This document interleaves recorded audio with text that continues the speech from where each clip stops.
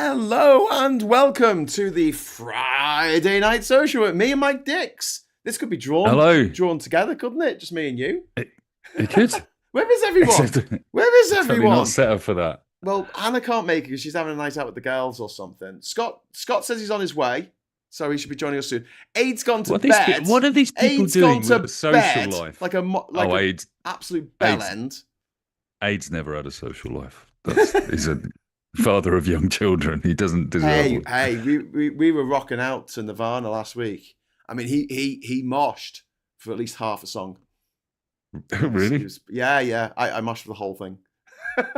I keep getting messages on like TikTok and stuff saying, "Were you at the Nirvana gig? Have you got footage from your phone? I want your footage from your phone."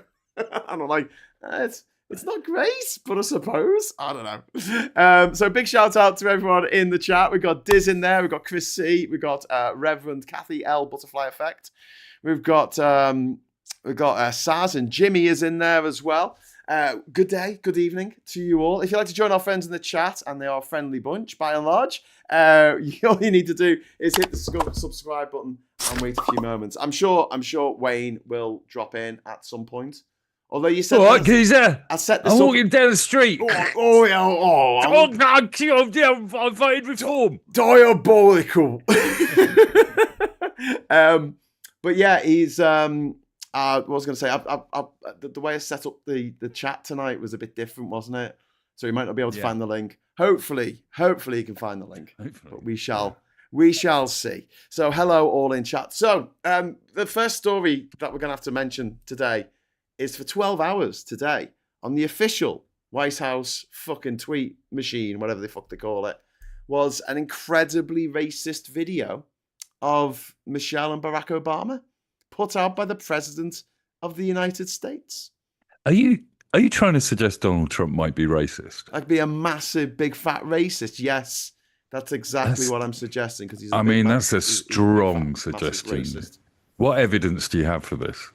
The fact that he's a massive racist. Okay, so there was in the 1970s, he refused to give, when he was a landlord in New York working with his dad, they refused to give rent out properties to black people. In the 1980s, there was the Central Park Five, a group of innocent black men that Trump decided actually did a crime that they did not commit. And then, years later, he said some really horrific things about black people. And then he went after Obama when he was president, saying that he couldn't possibly be American because he was black, and demanded to see his birth certificate. And so Barack Obama said, "Here's my birth certificate." And he goes, "No, we need the long form birth certificate because a black person can't be born in America." So apart from being a racist landlord trying to get 5 people locked up who were innocent, having a go at Obama for coming from Kenya and putting out monkey videos about black people, what is it that makes you think he's a racist? The aqueduct? The trouble, it's disgusting, isn't it? It really is. It's a disgusting act. It's vile. It's absolutely vile. But everybody just kind of goes, "It's Trump, isn't it?" Do you know what I mean? Yeah. Keir Starmer we could go into the details of Keir Starmer. I saw you and Phil going at it this afternoon, basically. So you love it when me and Phil go at it, don't you? I do. You're not one of these. Some people in the chat are like, "I don't like it when Mummy and Daddy fight," and we're like, "Oh." There's a very left-wing homoerotic nature to that argument, I think. Do you not think though it's like autism versus ADHD? Very much, isn't it? We definitely fall into those archetypes, me and Phil. Yeah. It's just complete. No, look, here's the practicals, and you go, "Yeah, but what about this? What about this?" Do you know what though? I really love the fact that we can end the show as great mates, and then we have a chat, half an hour after the show's end. It was a good show. There's a lot to debate around that issue. It's not black and white. No, it's not. But it's not. The answer's probably somewhere in between the two. Keir Starmer did a speech the other day about this where he apologised 4 times, I think, during that speech in Hastings. Right? I know it was difficult to spot because it was... I had a description of Keir Starmer today. I think it's attributed to Frankie Boyle that if Keir Starmer ran at a pigeon, it wouldn't move.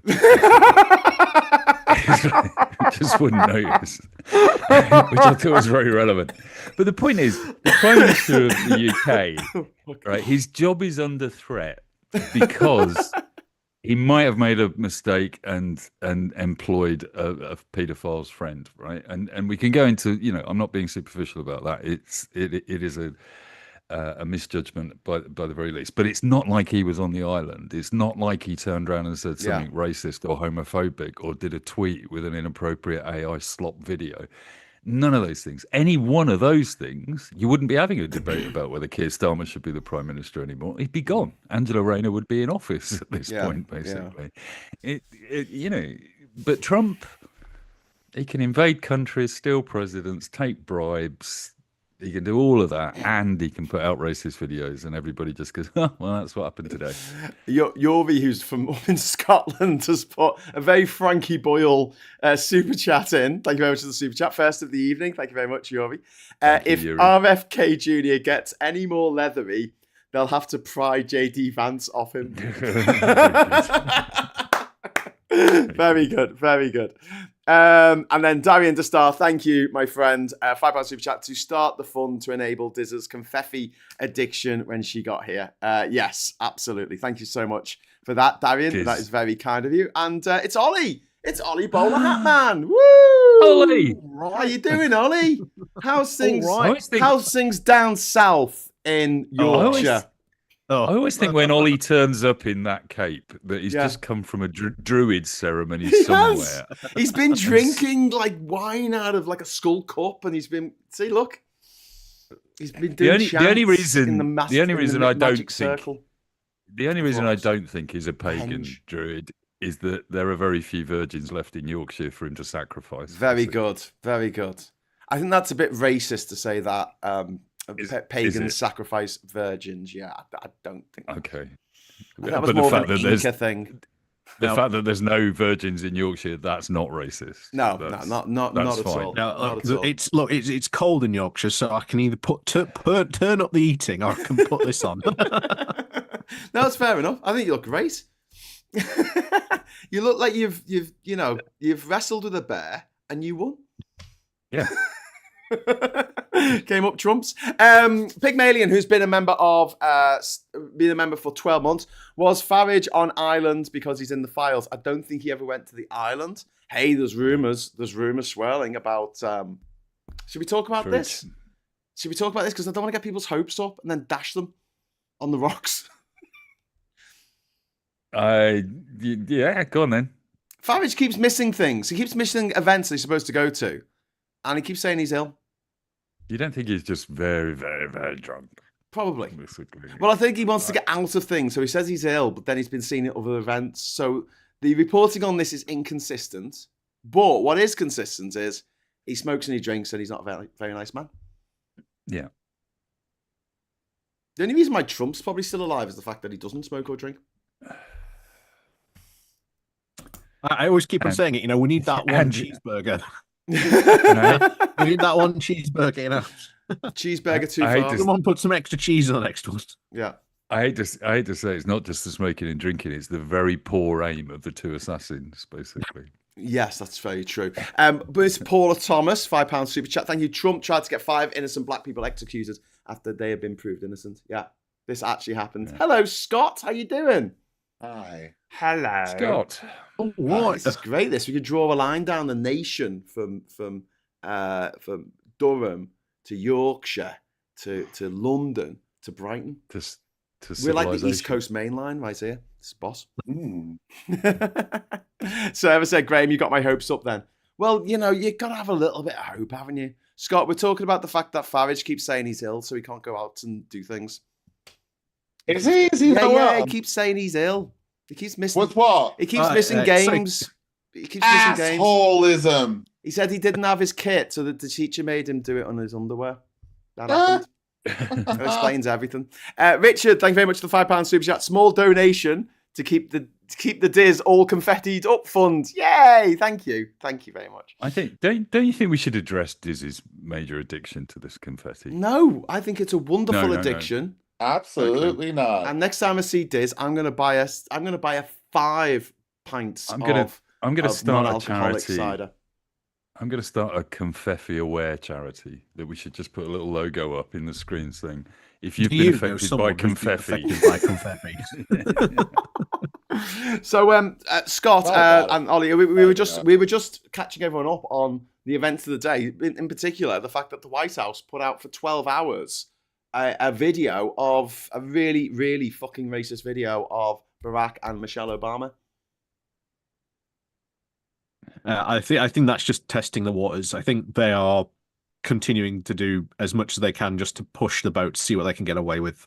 The fact that I they think that deleted seems to be it and then blamed a staffer. and stuff.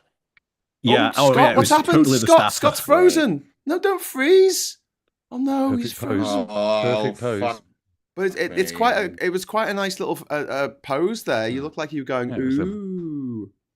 Very Kenneth Williams. Yeah. The other problem really, Ollie, is that it's like we get the snippet of this story, don't we? And you see that screen grab, all right? But the video itself was a long form video of The Lion Sleeps Tonight or something in AI slop, and there were loads of Democrats in there, including a social media influencer that was just kind of completely out of place in it. Didn't make any sense. But then when you find out that he did nearly 100 truth posts last night, in the middle of the night. Yeah, Trump doesn't sleep. I don't think he does them. Regardless of Vampire. just, look, I'm not saying it's not a disgusting picture that's part of that video, but there were 100. And some of them are things like, look at my dog when I squirt whipped cream on the floor. He was reposting videos, slop videos of nothingness, basically. And again, you go, this is the fucking president. Yeah, but this is nothing new. This is what he's always done with like social media. He just goes crazy. Like he just doesn't sleep. He just goes like majorly addicted to social media. I don't think he does this, guys. I personally think he has someone doing it for him. I don't think he writes his own stuff. I think someone else goes on there, writes it all for him.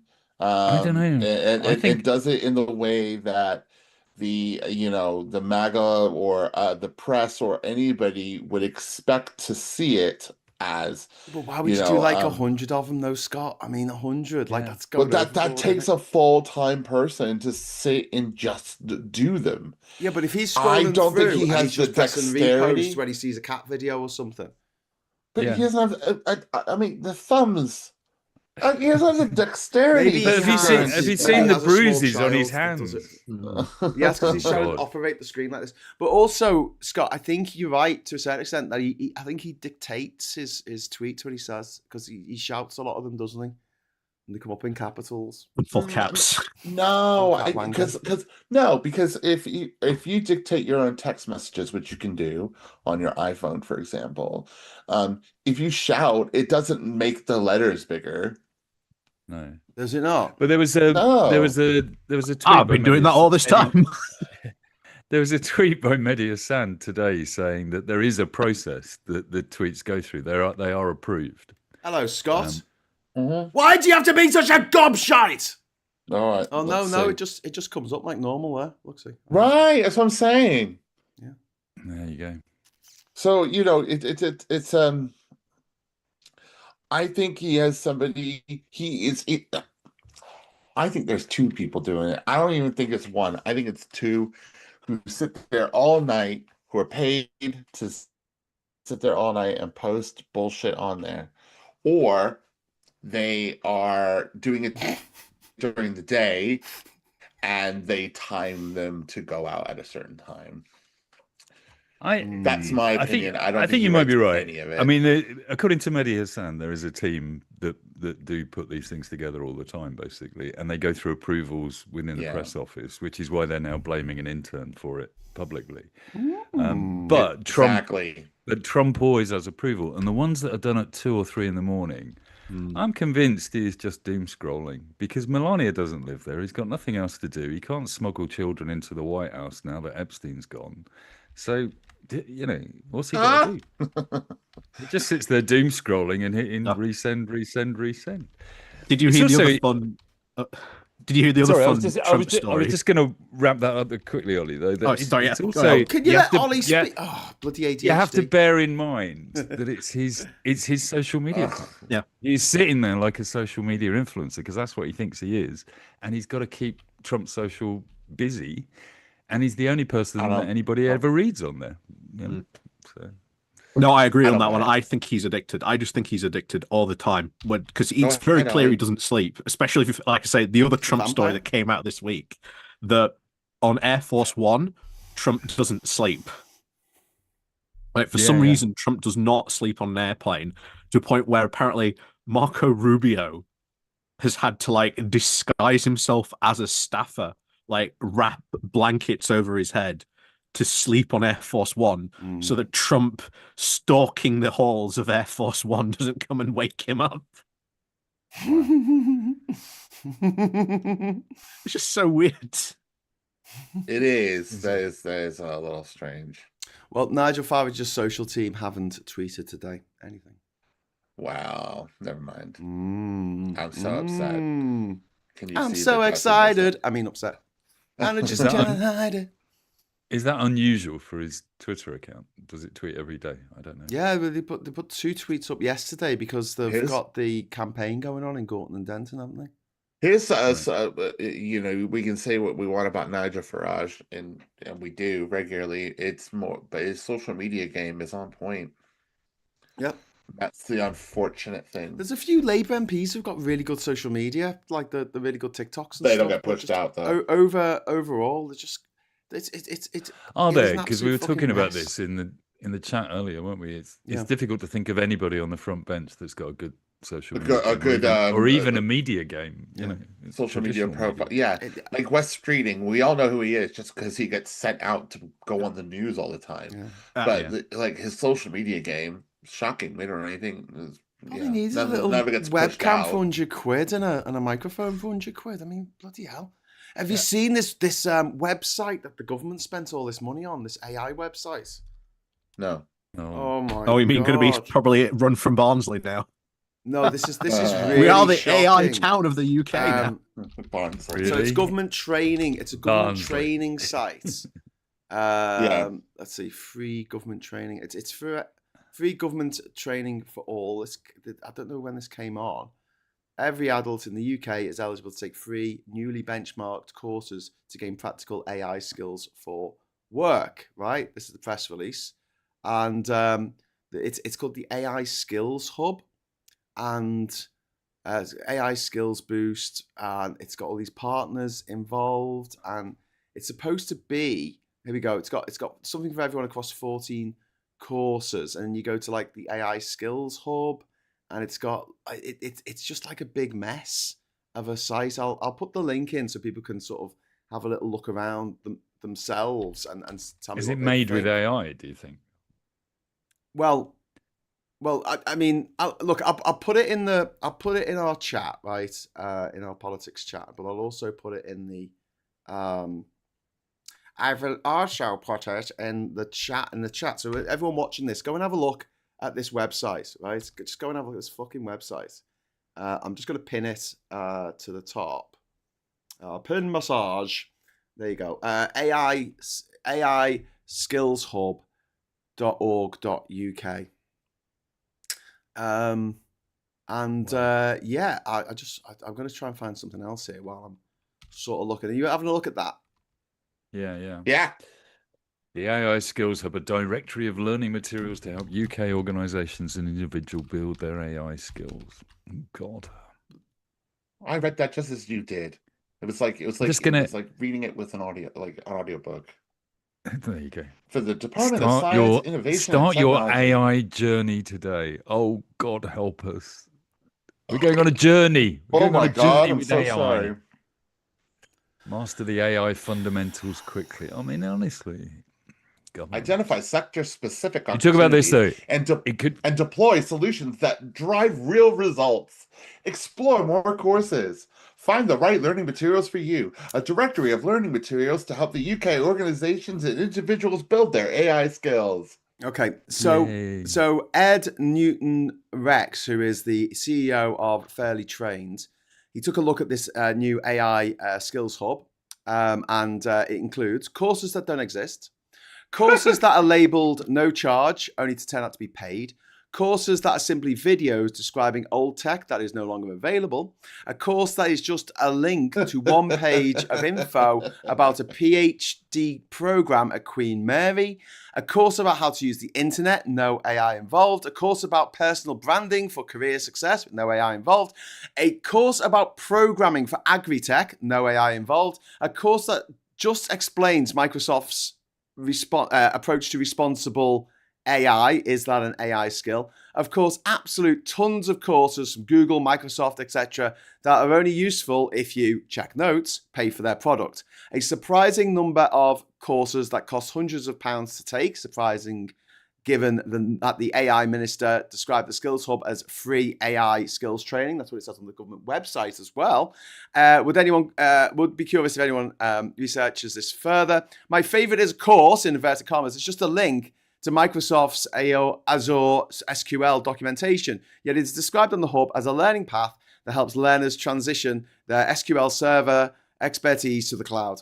That settles it for me. These course descriptions were, without a doubt, written by AI. How much do you reckon the British government spent on this fucking website? 1.2 million. £2 million. Yeah, probably a couple million.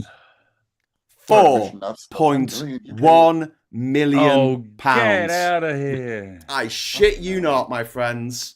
I shit you not. 4.1 million pounds for a website that I could knock together in a fucking afternoon. Do we know who did it? Do we know? PricewaterhouseCoopers. Oh, good God.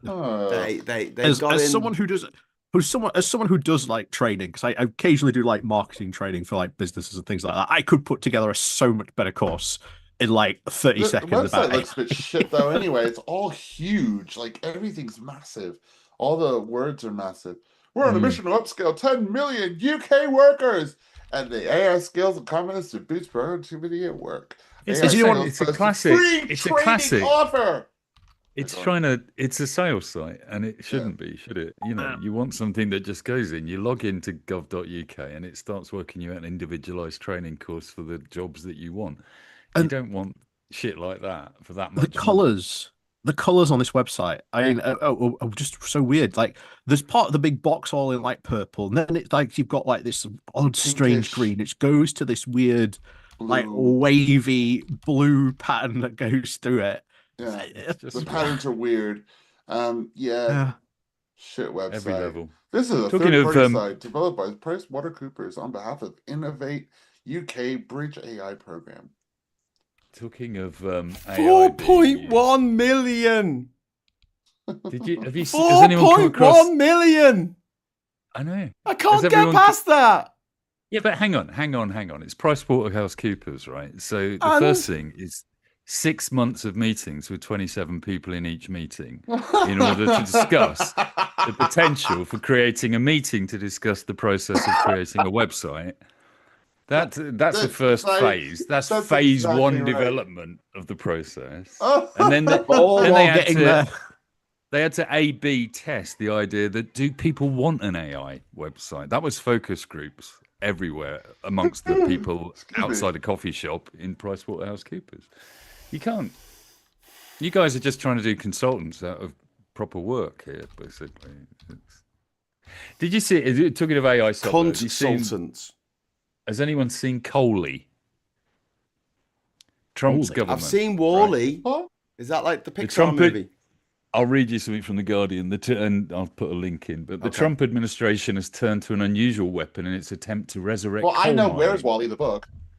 It's a cartoon lump of coal, complete with googly eyes and yellow mining garb, called Coley, with the slogan, "Mine, baby, mine." It's aimed at children to make coal more acceptable. It's all been created by AI. That's right, kids. Come down mine. It'll be have a grand old time. Exactly. That's exactly. Sorry, I'm confused. Who's this for? Who is this for? Who wants this? This is for the US government. The US government. United States government. The America's energy dominance agenda. And it's got little things in there like, God. Little Coley is in an open cast mine. What the fuck? And he's basically saying, According to section 4287 of the Make Energy Great Again campaign, we'll be able to open cast, mine and resurrect trees while we're doing it, basically. Hey, kids, great. And you have to imagine this character speaking with a Mickey Mouse voice. Hello, I'm a Lumberghoul. I'm killing the world. Captain Coconut, £5 super chat. Yes, thank you. Thank you. From has been caught taking $100 million plus bribe, bong, for selling AI chips to the UAE. These chips were classed as protected, and the US Senate is freaking out. I'm sure they will all come together to write him a strongly worded letter. Yeah. And then they'll probably all end up in Russia. Yes. Face it. Yeah. Yeah. But, I mean, just Trump is doing whatever he wants. Like, no, there's no one stopping him. And I just... The midterms this year are going to be a fucking nightmare because he's going to try every fucking trick in the book to try and spam them into, into him. Well, and he's, like always, he's said it out loud, doesn't he? Yeah, it is. He said it. He said that. He said that we need to nationalise the elections. Yeah, we need to nationalise the elections. These fucking late stage capitalists running around. They want to privatise everything. You privatise the fucking water, privatise the air, right? And now he's saying, "Oh, we need to nationalise these elections." I saw a good video today, though. Mandani is talking about creating state-run supermarkets in New York to bring the cost of food down. Yes. And this video was about that and whether that could work or not. And it's been tried in various other states. So there's been experiments, but most of those kind of come out exactly as you'd expect them to, in that they're a bit like communist supermarkets where they've never got any stock because civil servants are running them and they don't know what they're doing. But they did investigate how the army do it. Yeah. Right, how the military do it in America. It's effectively a socialist system of shopping. I think it's called DACA. And the guy that runs this was being interviewed on this video and just explaining how it all works, right? That they do variable pricing, that they lose money on selling milk and eggs just like other supermarkets do in order to get you into the supermarket. But then they just do cost plus pricing, 1% profit on everything, which is just reinvested in the rents and things that they have to pay in distribution. And they run 250 shops across the country, serving 8 million military households. And the average saving is 20% below the normal cost of shopping in Walmart or Amazon.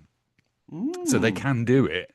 They absolutely do run a system where they've got state-run supermarkets, which is kind of unbelievable, isn't it? I mean, fundamentally, I think in America, if you're in the military, you are effectively working in a socialist system because you get free healthcare, you get free education, government. Yeah, you get socialized shopping. Yeah. Yeah. You get subsidized McDonald's burgers. They have McDonald's, on the big aircraft carriers. They got like a proper city underneath. Yeah, and they've got like shops that you normally go into in like a shopping mall. Just not like a shopping mall, but it's an aircraft carrier. It's very strange. But yeah, you'd be able to go into like Arby's and get yourself some disgusting sweaty. Love an Arby's. Shut up. Ham in a stale bun. Love it. Do you miss Arby's, Scott? Arby's is that the only horrible. reason you would go back? I heard that it was a hamburger, and they thought here. that's a great idea. Let's basically have what should be a beef burger, but we'll make it out of slices of ham. Slices of roast beef. And we'll put a shit ton of cheese on it. You know the way Americans can't do anything right? Like the way like our bacon is delicious and their bacon is just like not even there. Do you know what I mean? It's just strips of fat, Yeah. It's a bit like that with their roast. Because what the people here are going to be thinking when you say roast beef, they're going to be thinking like a Sunday roast. It's not like that at all. It's like little slices, like you get of ham roast beef. You could buy that sort of sandwichy roast beef in the UK. But if you go into somewhere and you ask for a hamburger, and they give you a cold sandwich with that sort of flat ham in it. Well, I for one burst into tears, so that was just me. I don't know. Your mileage may vary. I was like, "What the fuck are you doing to me? I don't understand." It's supposed to be a warm. It's supposed to be a warm sandwich. I introduced Maria from Mexico to British food this weekend. And oh my God! I thought you liked her. Why did you do that to her? Well, I thought you wanted to go out with her for a little while. She ended up She ended up taking back Barrabrith, a whole loaf of Barrabrith, which I don't know if you guys have tried it, but it's a Welsh. I have no idea what that fucking It's is. a Welsh fruit cake made with tea as the liquid. Basically, it is honestly the best cake we make in this country. And then crumpets, roast Sunday dinner, and I was able to demonstrate to somebody with Spanish heritage that the Spanish don't know what they're doing when it comes to bacon. Wow. But then again, our bacon is basically Danish, isn't it? Yes. So, you know.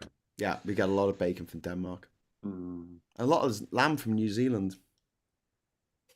Very true. Because lamb's supposed to be 2 years old, isn't it? So it's 2 years after the lambing season. So I guess the idea was that we could have British lamb in the spring and summer, and then in the autumn and winter you'd get New Zealand lamb, because that'll be 2 years after their lambs have been born. I don't know. Anyway, Darian the Star, my God, you're a beautiful, beautiful man. Thank you so much. Olympic athletes get subsidised stroke free McDonald's in the Olympic villages. In London 2012, you needed a crowbar to get Usain Bolt out of the Mackie D's. The only thing that would shift him was a blonde Swedish volleyball player. Waka, waka, waka. Okay, so thanks very much for that. Darian, do you know what that's triggered? It's triggered the confetti cannon. Boom! Yay, very exciting stuff. This is true. Scott, I've never seen that level of excitement. What? He's just so excited. He just can't hide it. He's about to lose control, and he thinks he likes it. So I was going to say about Usain Bolt. So before Usain Bolt ran these races, right, wherever he was in the world, he would only eat chicken McNuggets for the 2 weeks before the race. Why? He likes chicken McNuggets. No. Protein. Have you? No. Can I just ask? Have you queued up the squeaky tank? It's not a joke. It's not a joke. It is a fact. Not a factoid, because a factoid is an incorrect fact if you actually look it up. There's a factoid about factoids. I don't know. A fact about factoids. That's funny. Anyway, so why does Usain Bolt only eat chicken McNuggets 2 weeks before any fucking big race? Anywhere in the world. I think the anywhere in the world thing is significant here. Because he likes chicken McNuggets. No, I've said no to that. Is it because of the consistency of chicken? Like everywhere in the world, chicken McNuggets are the same.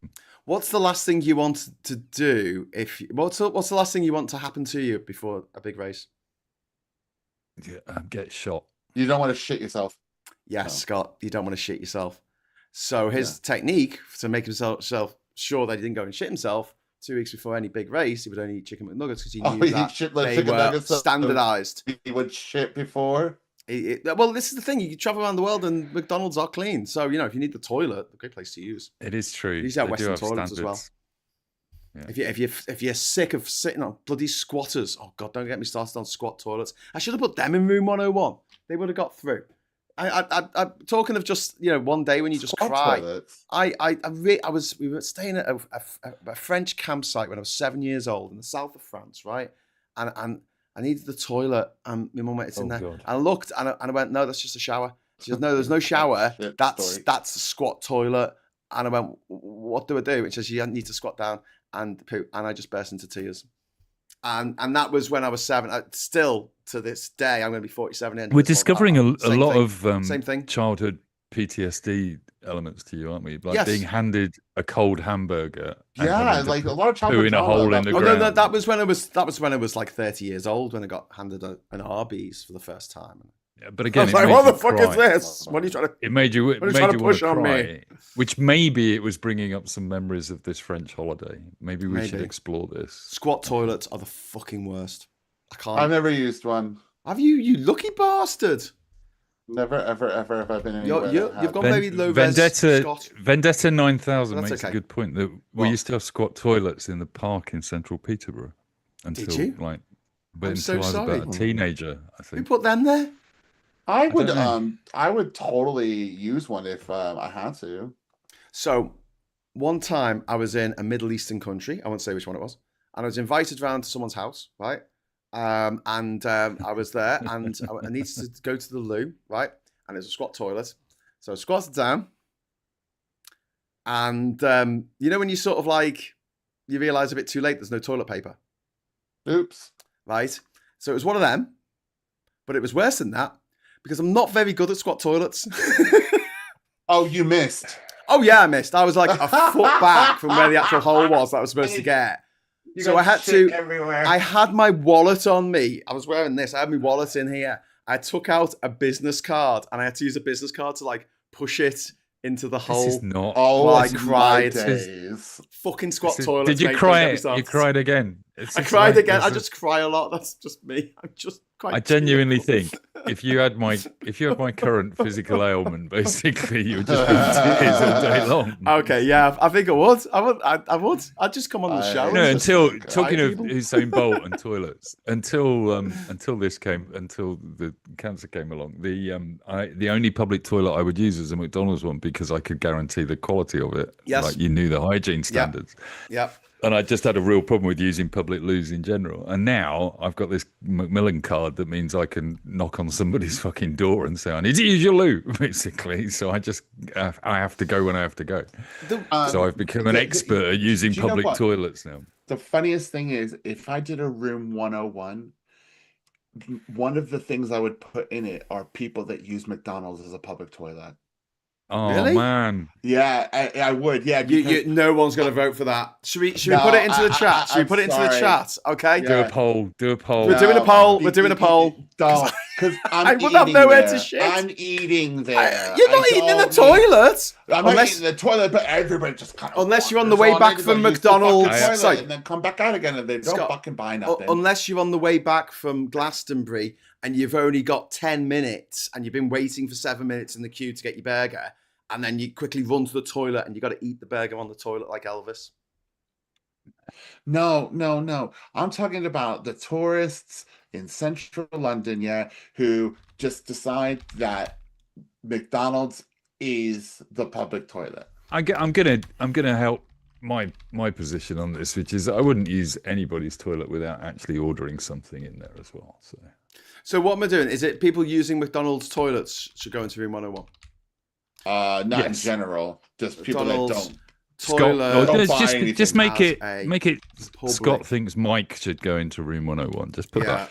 Absolutely not. Yeah, you just heard the story of Mike. Listen, I am not adverse to if you need to go to the toilet and you need to go somewhere to do it. I went out for a drink a few weeks ago, right? And I was walking up Charing Cross Road. Yeah, and I was going to the Wetherspoons in Charing Cross Road, the big, huge one that used to be the Marquee. And I was just about to hit sort of Leicester Square, and there's a toilet, not a toilet, a pub on the corner. I can't remember the name of the pub. And I just knew I wasn't going to make it. So I ducked into a pub and literally ran past the bar staff and went straight downstairs and went to the toilet and then came back out. I pity the fool who went in there after me. But what? It's all right when you do it. No, I'm talking about McDonald's. I'm talking about McDonald's specifically. If I have decided that one day I'm going to go and I'm going to have my little McDonald's lunch, right? There's nothing worse than knowing that every single fucking person walking by you in their coats with their backpacks and all this shit are coming with in their there tanks to and their bombs. take a shit. Yeah, but you don't know how many of them had a shit just before they sat down next to you in McDonald's. You don't know. No. They're coming down next to me. I see them walking by. It's a thing, okay? It's mine. Okay, no, so I get here's it. what I get it. Here's a scheme. Am I allowed not to like something? I just want to point out that if we're doing 101 polls, basically, I think Scott was heading to Wetherspoons, and I think people that go to Wetherspoons at all. Yeah, very true. But Scott, I'm really sorry for you having an opinion, but you are wrong because the votes are in and it is 18% siding with you saying, people shouldn't use the McDonald's as public toilets, and 82% of people go, fuck yeah, because there's nowhere else to Well, that's fine. You want to eat and everybody else's poop particles. That's what do you mean poop particles? Who's eating in the toilets? Right, there was a scheme. I don't know where it was, but there was a scheme years ago, and I thought it was a really good idea. I'm just looking at Ollie, city, though, guys. I don't know where it was. Ollie's just disappearing.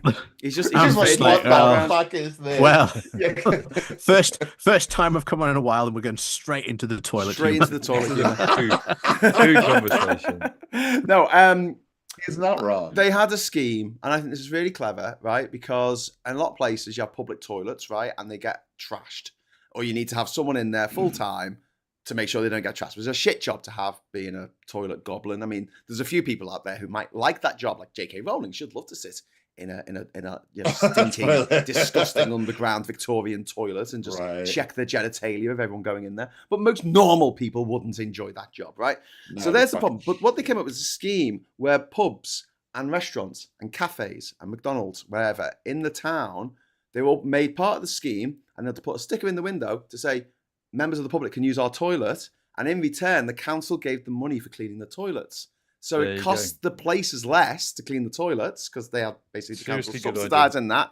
And the council didn't have to pay to build fucking toilets and maintain the bastard things. It was a good compromise between the two. The toilets are there anyway. Fucking let people use them. I mean, I always use public toilets, but I always ask. I always go in and go, if we use the loo. Unless it's the Wetherspoons, and I just go in for a McShit. But yeah, I've got loads of super chats. A mixed shit. A McShit? A mixed shit. It's actually got it's actually in Roger's Profanosaurus. A McShit. A mixed shit. Taking it's a when shit. It's when you have a shit in a McDonald's. We should, while we're describing words, we should go and do some of these super chats. We've got loads of super chats. Oh, yeah, a lot of people have got a lot to say about pooping. Go on. Ruth Guthrie gave us £2 for a new word that she heard yesterday, snollygoster. That's a lovely and I've word. looked it up. A snollygoster is a shrewd, unprincipled person, especially a politician. And the quote is, snollygosters must be thrown out of political office and other positions of power. I don't know why that word would have come up in your vocabulary in the last few days. I imagine it comes from Schnellgeister, the German, meaning quick spirit. There you go. Snollygoster. That's a great name, isn't it? That's like something that Roald Dahl would make up on it. And then apparently we're being a bit Charlie jerky Nelson. tonight. I think it's because I'm using the Zoom and it's been a bit weird. Charlie, how you doing, Charlie? I haven't seen Charlie for a while. Hey, Charlie, how you doing, mate? Glinner, that's Graham Linehan. The embarrassment of Graham's everywhere. If you took a Graham and then crossed it with a blobfish, you know, like in The Fly, if it was called the blobfish and he just went into that pod with the blobfish and then he started turning into the blobfish, that would be Graham Linehan. Has been shooting his mouth off in Congress. And do you know about the separatist movement in Alberta in fucking Canada? I wonder if Trump is funding them. Yeah, the separatist movement in Alberta that wants to become part of America because fuck knows why. Darian the Star, my word, thank you so much. You are a star. £20 super chat. Starting the fund to buy Mike a Japanese toilet so he never needs to leave the house again. That's my dream. A heated seat and a bidet. Yeah, that's my dream. I want a Japanese toilet. I'm going to suggest we redirect those funds to Ollie because within the next few months I shall not need a toilet. Okay, yeah, good point. That's the best thing about going to Japan, like the Japanese toilets. Yeah, but all the instructions are in Japanese. You press a button, but all and just get a quick jet. Yeah, because you're not expecting it. Quick jet. In your face. Some people would say that going for a big poo is like a pleasurable experience, a relieving experience, right? And I have to ask this. I know Mike is just sighed because he knows I'm going to ask. Are you going to miss it? No, not at the moment. No. I was thinking about this the other day, and I will spare people the details, but I think you need to get to a point where it is so fucking debilitatingly painful that you welcome the surgery, basically. Right. And I'm pretty close to that at the moment. Oh man, I'm sorry. I'm sorry to hear that. Well, you know, on that downer, Viper Scott has donated £2 for Dizzy's Confetti fix. Oh yeah, yeah. But we also had another one from Miss Paula Thomas that you missed out there, Mike. Oh, I missed that. Yeah, Sorry. you missed that. Do you want to read that one or should I do that one? Let me go up and find it. Paula, thank you for the £5. Oh, come on. The toilets are the decent thing about McDonald's. Absolutely. And the milkshakes. And the milkshakes when the fucking machines work. Which isn't very often. Milkshakes. Oh my McDonald's God. breakfast. A Japanese toilet is like £600. Yes. Yeah. Yeah, because it's got all mod cons. Crazy. It's got like a PlayStation 2 sing installed to you. Yeah, it sings.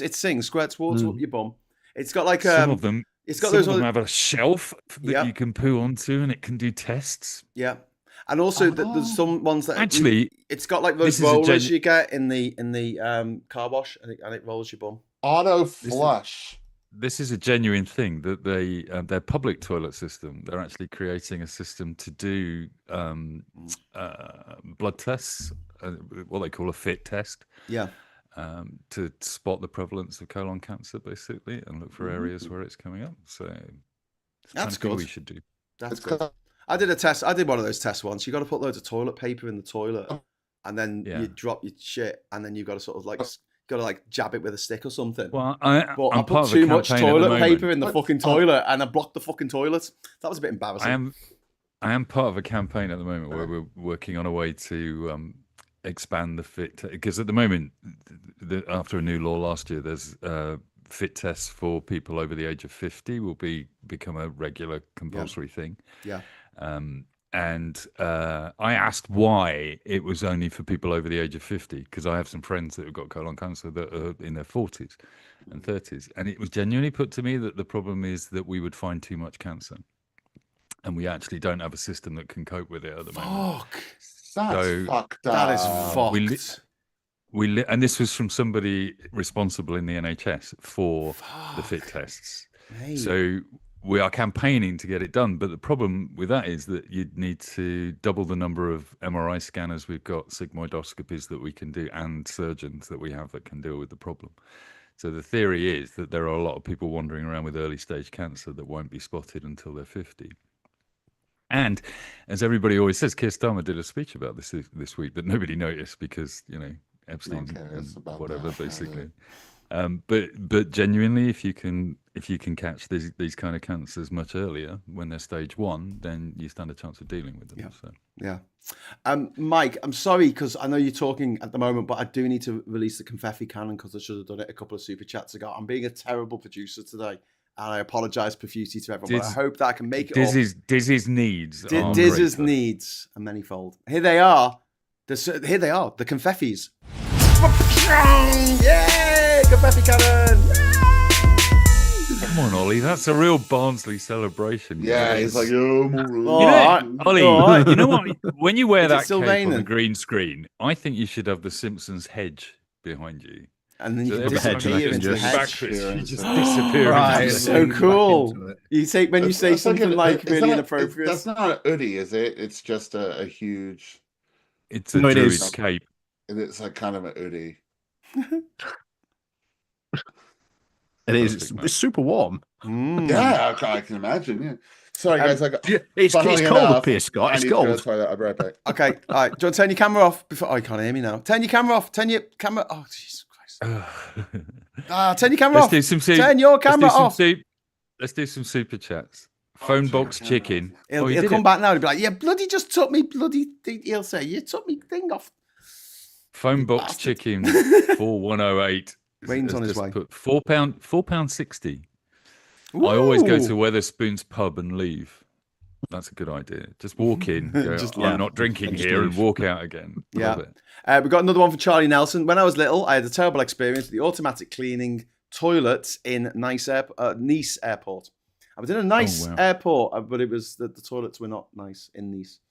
I'm sorry to hear that, Charlie. And sounds like a tongue twister. Honestly, I could bore you to death with toilet trauma fucking dramas from my travels.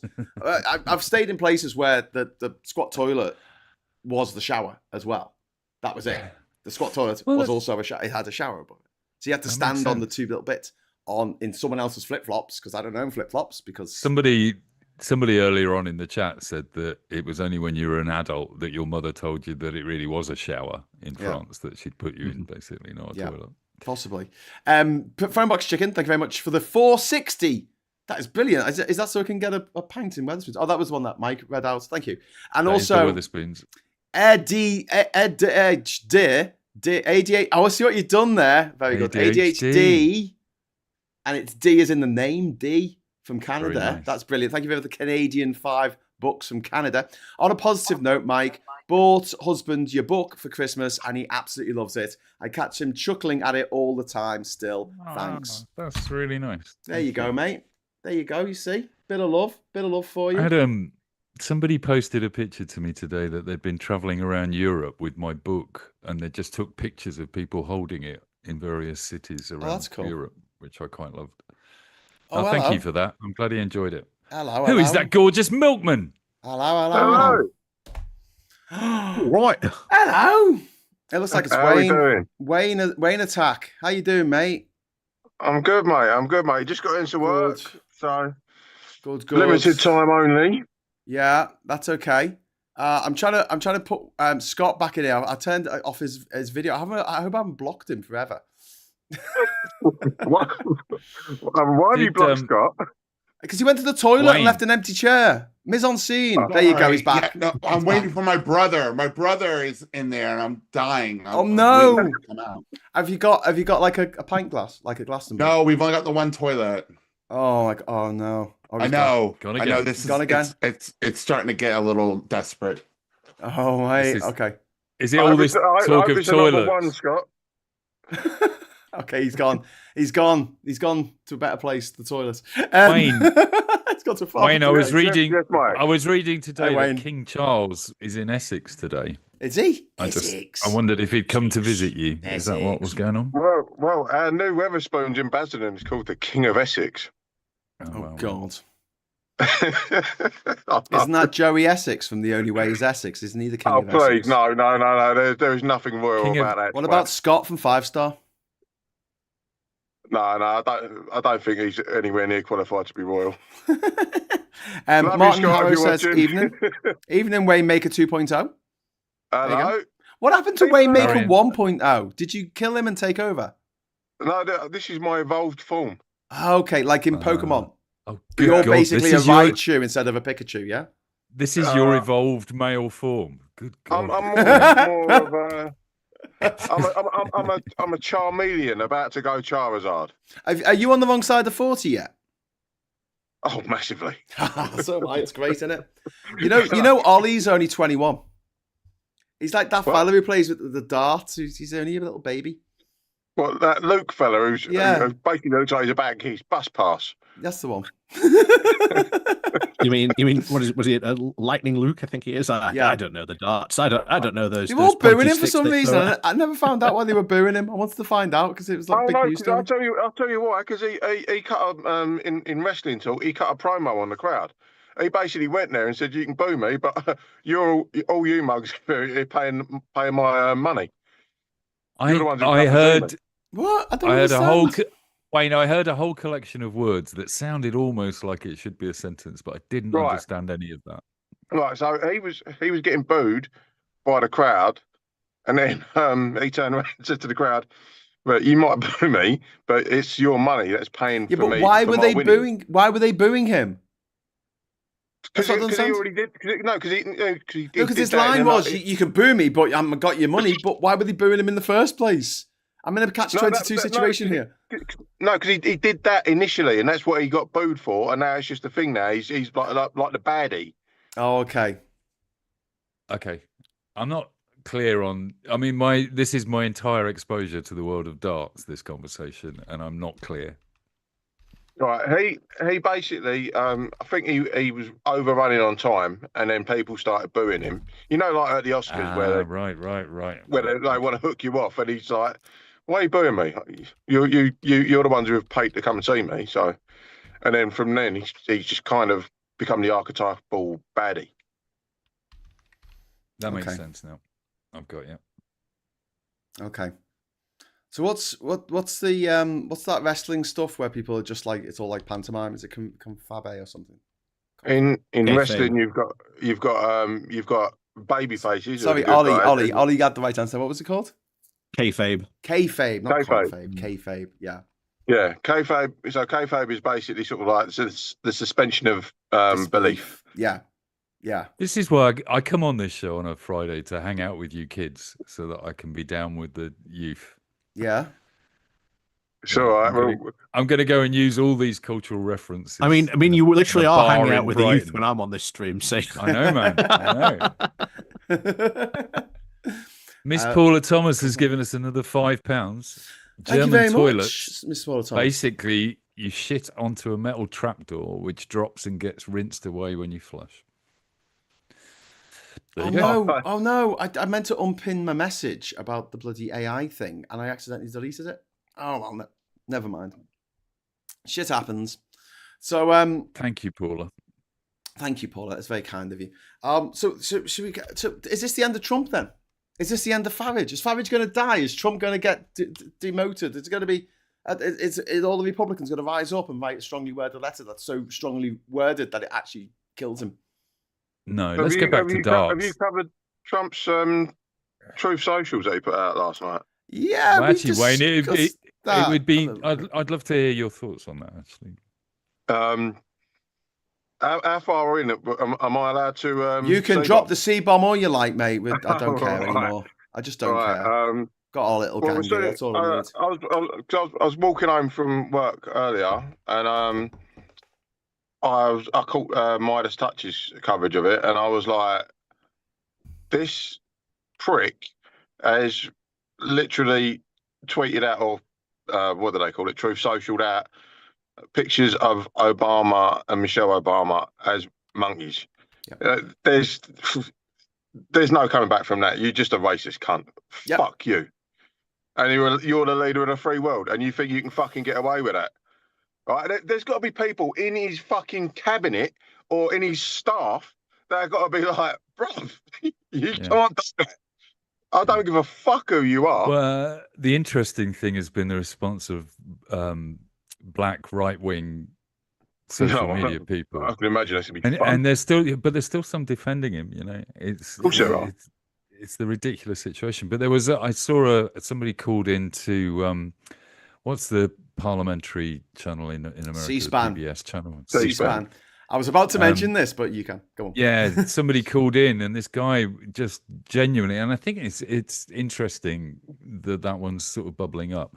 This guy just genuinely was apologising and saying, "Look, sometimes you got Brexit voters ringing James O'Brien." Yeah. And just saying, I've come to realise it was a fucking big mistake and I was sold a bunch of lies and I'm really sorry. It was that. And I've not heard that voice coming out of MAGA or Republicans in the States recently. I've not heard it at all during Trump's period. So it just seems to me that might be one of the tipping points for the ones that were still supporting him because they always had, because they voted for him 3 times because they were Republicans through and through. This guy sounded like a genuine... My dad was in a union. The unions always supported the Republicans for whatever reason that is in America. I never understand. So I was born and bred a Republican. I voted for him 3 times, and now I am just sorry. This is not what America is. This is not right. You know, there's a line for these people, and it turns out it's animated monkey cartoons, basically. Yeah, I mean, what the Republicans will do is they'll roll out pricks like the Hodge twins to run cover. You know, the typical, what they do is that they'll find what's his name? Is it Officer Tatum? They'll find like your Republican black person that will just come out and run cover, even though like if you've got any sort of brain cell about you, you'll be like, no, bruv, this is just pure out and out racism. There's no sugarcoating it. You can't. If one of you posted it, I'll be like in the van down to your house right now. Like, you better have a bloody good explanation for this before I've run through you. Yeah. Well, and I wonder if it's going to be that, because I was also reading today that the 2 ICE agents that shot Pretty, Latinos. Alex Pretty were Latinos, and I've been looking at that recently quite a lot. That there's a high intake into ICE of Latinos. It's sort of 30-40%, which is not representative at all, basically, of the number of Latinos in America. And I've been shouted down for this before, but I think it's about the fact that there aren't that many jobs around in the States, and 100%. These ones are paying well, basically. 100%. And then I also think there's this angle that is, well, if I'm in there, my family's probably safe. Yeah. Well, and I think what all of these people are now starting to realise is nobody's fucking safe from Donald Trump. That goes back to the mentality of back in like the slavery days, when you had, I'm not going to say the words, but a house person of colour, if we will, was called upon because they were the ones that would grass up anyone who was like looking to do a rebellion, looking to run away because they thought, oh, we'll be all right because if we grass it up to Massa, we'll get to stay in the big house and all that sort of thing. And it's the same mentality. Because I was listening to some, there was an independent reporter. I forget his name, but he, who was he on with? Well, basically, he put a call out to ICE agents and people who knew ICE agents to contact him anonymously and say what's the sort of like feeling and the morale like being an ICE agent. And all these people were contacting him saying like, oh yeah, my brother's joined ICE. He's a Latino. He doesn't realise that he's not welcome back in the family and all this. And people are being ostracised by their families because they've joined ICE. And then they've realised that, hang on a minute, no, this is really bad. And they're trying to worm their way back in with the families, but the families have turned their back on them. And there was so many sort of like examples. You can only imagine as well that it's like in the Met, you know, the inherent racism within the Met and misogyny and homophobia. The guys, the Latinos and the black guys that are joining up into ICE are probably being, you know, abused within the locker rooms, basically. 100%. You know, because we know the other kind of people that are joining up. They're January 6ers, basically. So yeah, there's all Proud Boys and Oath Keepers and all that sort of all that lot. And they're all joining up. And the thing is, they're probably sitting there, they're probably hearing stuff and sort of like nodding and smiling. Like, because I think the bonus fee is like 50 grand or something to like joining fee. Well, I've read that nobody's been paid that joining fee. Yeah. That the conditions that have been set on it are almost impossible to achieve. It's like commission in, you know, shitty sales jobs. And they're not getting healthcare either and all that sort of stuff. They're changing the rules, and they have to pay for their own uniforms and their own weapons half the time as well. It's a complete con. I mean, in a way, their incompetence is always the thing that's going to find them out, isn't it? Because it seems to me that it's got a budget larger than our military budget, just for ICE. What you're doing 70 billion. 70 billion. You're creating an armed militia who have the rights to wander around the streets shooting anybody they want. And if you piss them off by not paying them or not giving them uniforms or not giving them healthcare, you're going to be in trouble. That's the lesson learned with any military in any revolutionary situation. Before we go on, we have got a super chat from Phonebox Chicken. Thank you so much for the £5. My last message was about using toilet facilities and not paying money. Mr. Martin can F off. Donny's grave must be a public toilet. But here's the problem. I want to set up a Dance Dance Revolution machine. You can buy the pads and you plug them into your PlayStation. So we can have like a screen on the tombstone and then you can follow the dance moves on the pad. You know, it's got the pad with the four the arrows on for up, down, left, right. Yeah, hello 2001, welcome back. You get 2 of them on his grave and then you can dance with a friend. But yeah, we'd also need to use it as a toilet, so I don't know how that's going to work. Anyway, so I was going to mention as well. Just put it over a hole in the ground in France, basically. Oh yeah, that'll work. Please stop the fake outrage and report on something today that actually matters to the American public. That was said by Caroline Levitt today when they said, your fucking president just put out this fucking massively fucking racist tweet, you fucking gobshite. And when they try and report on the massive paedophile and blackmail scheme that's the cabal that's running the world by the looks of it, and when they try and report on the fact that there are ICE agents wandering the streets of Minnesota shooting people in the back, they get told to concentrate on inflation or something, basically. What makes me laugh, though, is the fact that all the stuff that's happening right now is the stuff that Alex Jones was predicting when Obama was in power. Yeah. when he's talking about the FEMA camps, he's saying they're going to come and take your guns, you know, Jade Helm 2016, all this sort of stuff. And now it's happening. He's completely flipped. Flipped. Yeah. And he's like, oh, yeah, Trump's the greatest thing since, like, sliced bread. If they start turning the frogs gay, we're all going to have to become Alex Jones subscribers, aren't we? 100%. Sorry, mate, you were right. Obviously, yeah. I'm gonna buy my super male, whatever it was they used to sell. So all these dick pills. So this reminds me of this woman, Nazi Barbie, who I don't know who pointed this out in the chat and said, you know, check out what she. Because I remember I did see that she said that. So thanks for just putting that in to remind me to look it up. Do you remember last year when Donald Trump met up with Vladimir Putin in Hungary? And at the press conference, and Caroline Levitt was asked, right, why did they pick Hungary? Why Budapest? That was the question, right, in the press conference. Do you know what her answer was? Does anyone remember this? No. So the question was, who picked Budapest? And her response was, your mum did.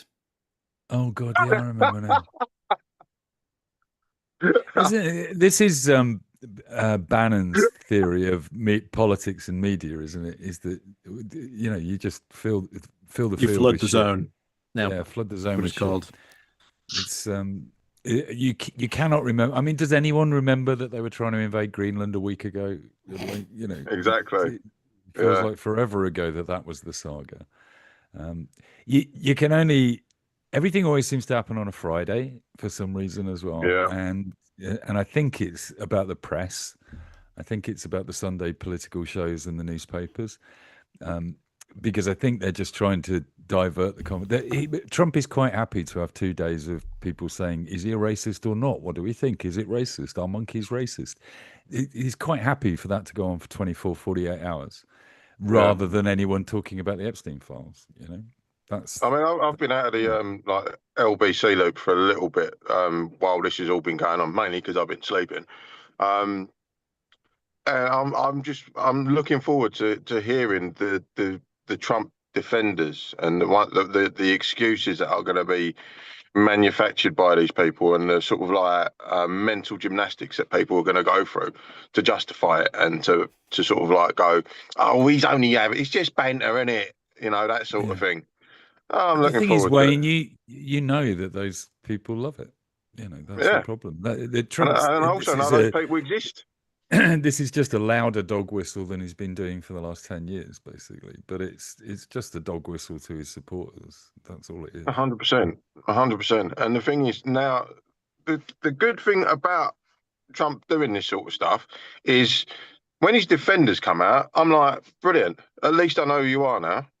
Yeah, You're not them ones who are sort of shaking my hand saying, how you doing, bruv? And then next thing you know, they're sort of like sharing these sort of memes around with their pals. Come out, let me see who you are. Now I know who to avoid. Your mate O'Brien did a phone-in about it this morning. And he had a lot of people on. He just opened up the lines to let people say how hateful this was to them, and there were 2 people on the phone in that were saying that they and their family and lots of their friends have got backup plans to leave this country when this stuff creeps into our society further. Fuck. Yeah. I mean, I wouldn't go. I wouldn't ever go that sort of extreme because it's just like for me, it's just if I can see you, then I can know you, and I'm going to avoid you. That's it. I wouldn't go that far. I've got friends who are leaving. I've got friends who are leaving this country because of the way it's going. I've got friends who are absolutely fucking terrified of refuck getting in and what they'll do because they want ICE. They want ICE here. They've seen what's happening in America. They're going, oh, I love it when fucking innocent civilians get shot dead in the street by masked fucking Nazi thugs. Let's have some of that over here. And then they'll say it in like question time, and the fucking half the audience are like, yeah, fucking great, yeah, woo. And I'm like, oh. Remember when we did the swear jar a few weeks back, and I said to you about the drama that's going on with Basildon Council? Basil? It's getting worse. It's getting worse because we've got one particular councillor, who's a refuck councillor, who is basically just a little prick, and it's creating this massive drama amongst the sort of like local councillors and that, and it's turning into like a proper sort of like internal war of a local council. It's fucking mental, and the geezer's clearly unhinged, and he wears a double-breasted suit. Yeah, this isn't the guy who's 16 as well, isn't it? I believe I've covered this. He's 16 and he wears a double-breasted suit.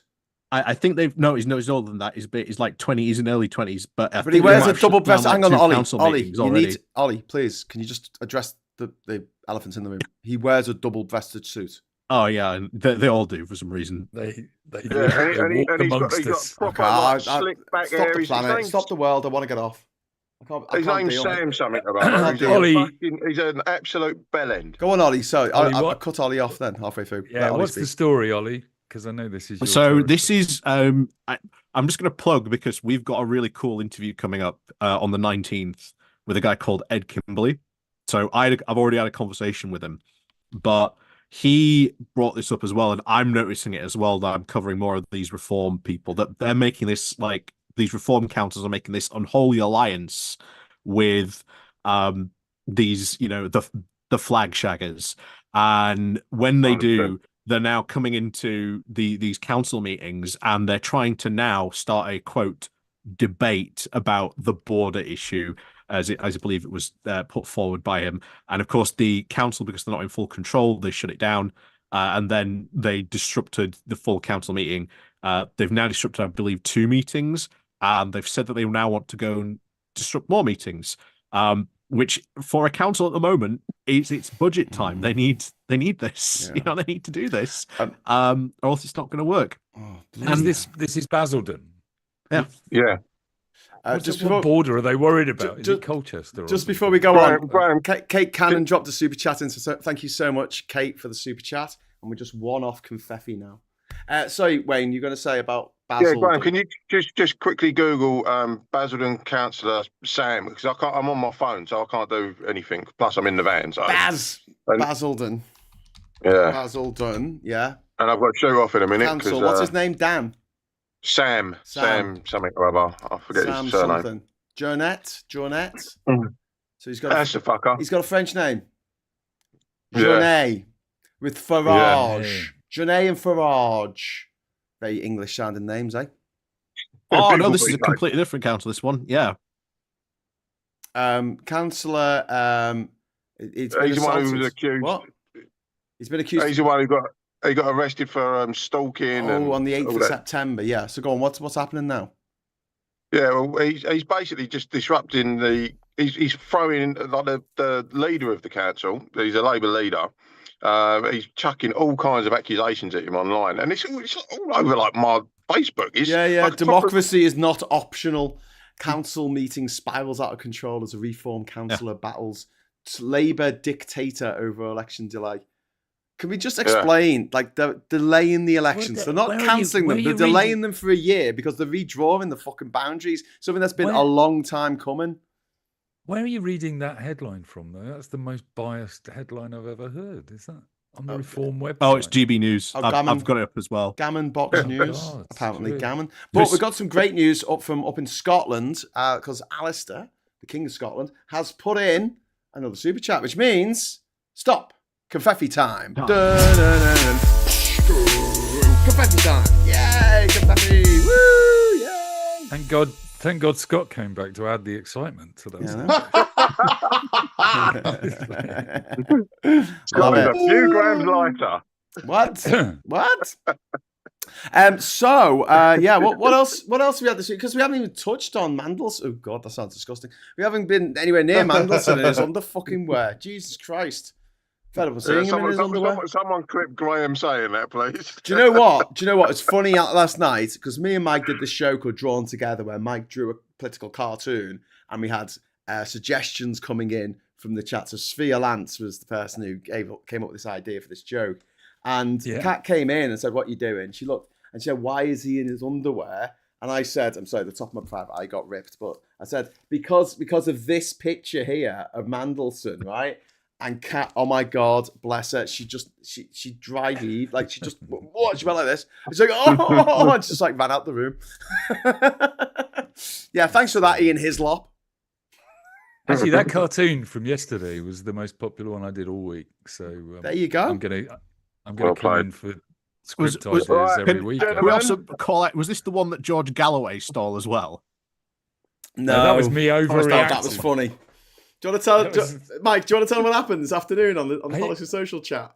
Graham has been expanding the Politics Social chat, so there's a bunch of new people in there, and we're all getting to know each other. And somebody, I'm not going to name anybody, but somebody posted something in there about a serious conversation about an idea to how to boycott American social media companies. And I just read, literally, this is headline reacting. And I did the same thing. Triggered. I did the same thing. I just read this thing because it said Galloway says this and Galloway says that. And I just thought we were talking about George Galloway. So I go off on one, share some cartoons that I did about that cunt. Because I'm like, Galloway stole one of my cartoons and used it on his Twitter account for a while without ever crediting me. And even though people that follow me were going, come on, George, credit the I put my stuff out for free on the internet. All I ask for is that somebody says And that your I drew it, cartoons. basically, No, that's Wayne. You're projecting again. Stop it. But anyway, I go off on one at this guy saying Galloway's an absolute scurrilous thief and I hate him and you shouldn't trust anything he says. He's probably being paid by Russia. And this guy just turns around to me and says, yeah, I'm talking about Professor Chris Galloway, who wrote a paper on this subject. And I'm going, oh, fuck, sorry. I've overreacted to a headline. Wrong one. Basically. There you go. Anyway, Easily gentlemen, done. I've actually done. got to go. But I'll just say before you go, Wayne, the one thing about the left is when somebody says, no, you're wrong about this, and we go, and we look it up and we go, oh, yes, I am wrong about that. We apologise to each other. Well, some of us do. I'm sorry. I got that wrong. Exactly. Some of us do. Anyway, Wayne, listen, mate, thanks for coming on and enjoy your round tonight. Worries. Drive safely. I'll do my best. So, and Quality I picture and audio, Wayne. Thank you. Well, I've actually got my headphones on, but the mic is so crap in these things.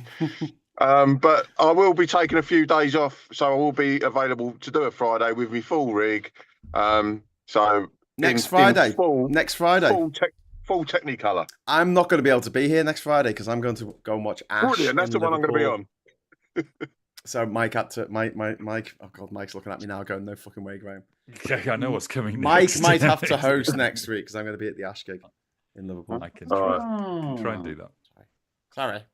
Anyway, Wayne, thank you so much, mate. You're a legend. Good night, Wayne. Have a good weekend. Good luck, mate. Mwah. Safe driving. See you later. We love you. Bye-bye. Bye. We got a crap joke for you. Well, no, it's a riddle. It's a riddle. Do you want a riddle? Okay, so there is 3 men in a boat. They've got 4 cigarettes but no lighter, right? So what? How do they light the cigarettes?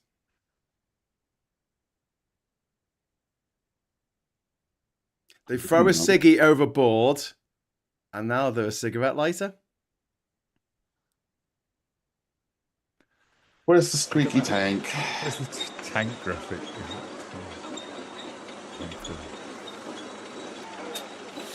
You won't need to send me that asset next week. Thanks, Andy. You'll not be on the show.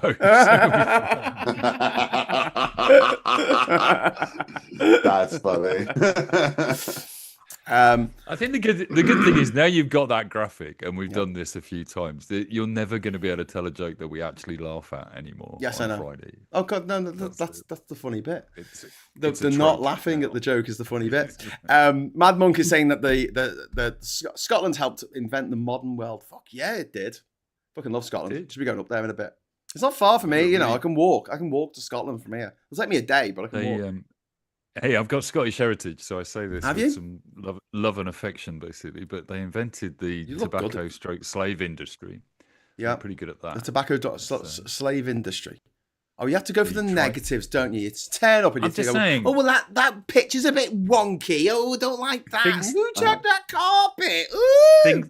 Things to be proud of in our Scottish heritage. And who chose that dress and those earrings? I mean, anyway, so what was I going to say about that? You're going to talk about being Scottish.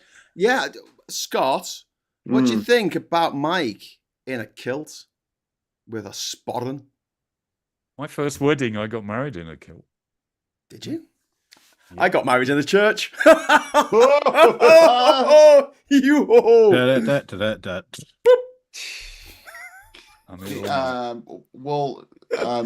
Mike, at your wedding, when you were in the kilt, did you wear underwear? No. Because because apparently there's a myth that you're not supposed to. Mm-hmm. But a myth. It was never true, apparently. I mean, the whole kilt thing was made up. The point of is it the sporran that you wear? I hate you wear to over your cock Scottish in case you get excited, so you don't get like a little tent pole going up in the middle. Yeah, no, I think it's weighted, isn't it? You put rocks in there to keep it weighted down so no one can see. the kilt and the cold wind are enough to prevent that from happening. Oh, okay, fair enough. Yeah. Does the wind blow high? Does the wind blow low? All the lassies say hello, apparently. The New York officer who hit suspect with cooler found guilty of manslaughter. Oof. And also that there's been an arrest made about if anyone remembers the place called Benghazi, which no one can point out on a map. It's in northeast Libya. That apparently one of the killers has been arrested in like New York or something. But the DOJ announced this, didn't they? While they're under the FBI pressure to do something about the Epstein files. So a key participant behind the 2012 Benghazi terrorist attack. But if we remember, the whole Benghazi thing was about Hillary and the emails, wasn't it? This is the story. This is the story that Comey investigated. This was MAGA's main story about Hillary being behind the people that were murdered in the embassy. Something like that. Something like that. Yeah. So they're doing this so that they can, what do they call it? A perp walk and say, we got the Benghazi guy, Hillary, you better be worried. We're going to lock you up finally. Yeah. That's what they're going to try and do. Oh, man. Sarah's just been on to say, sorry, Graham, your holiday request was not on time, so you have to work next Friday. So work from the gig. We'll dance along to Girl from Mars. Oh, don't. Burn, baby, burn. When did Sarah become the HR department of Politics Social? In charge of hiring and firing. I'll get fired from my own channel. That'd be awful. And Andy saying that moths are just goth butterflies. Which is very true. I like it's that. Actually true. I think are we just having jokes here? And my wife pulled my underwear off after I pulled her garter off. I don't think anyone caught my shorts. What? Oh, sorry. Your wife pulled your underwear off after you pulled her garter off at the wedding. Sorry, I think you're setting up for a joke. You know the old joke about Lady Penelope and Parker. Sounds like a traumatic wedding. Scott, cover your mouth when you yawn. God damn it. Sorry, buddy. You're like you're about to eat us. I'm like this. Oh, don't eat me. I don't want to be eaten. I'm sorry. It's all right. So Lady Penelope comes home with Parker, and they come in and she says, Parker, take off my dress. Yes, my lady. Oh yeah, okay, you can be Parker. And he goes, I can't possibly. That's very inappropriate. I'm your butler. I'm not your chambermaid. And he said, look, do as I say. I pay you. I'm your employer. You are the employee. Take off my dress. So he goes, oh, okay. And he takes off her dress. And then she says, Parker, take off my bra. And he's like, oh, he's getting really, really upset now. He's like, oh, I can't possibly. He's like, no, do as you're told or you're getting fired. Take off my bra. So he takes the bra off. And he says, Parker, take off my knickers. And he's really freaking out now. He's really, I can't look him in the eye. And he's really, really upset. And he says, Parker, just do it. And he goes, okay. And he takes her knickers off and she says, Parker, don't let me ever catch you wearing my clothes again.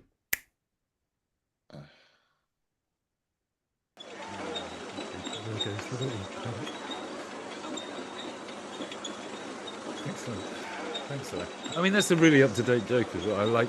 I base my cartoons on the TV series Trumpton. That joke is highly relevant if you remember watching Thunderbirds in 1976. Yes. It's very good. Thank you. Thank you. Ollie, 1976. That's 4 decades before you were born. It was 5 decades, I think. Before I was born. No, Ollie's just started big school. I'm about to say that was the year I was born. What? 76. Yeah. 76. I was born in 89. Oh, like Taylor Swift. Ollie the same age as Taylor Swift. My eldest son was born in 1990. That's terrible. So Ollie could be your son. I've got a grandson nearly your age. That's ridiculous. Join me, and together we'll join. You've got a grandson Ollie's age. What?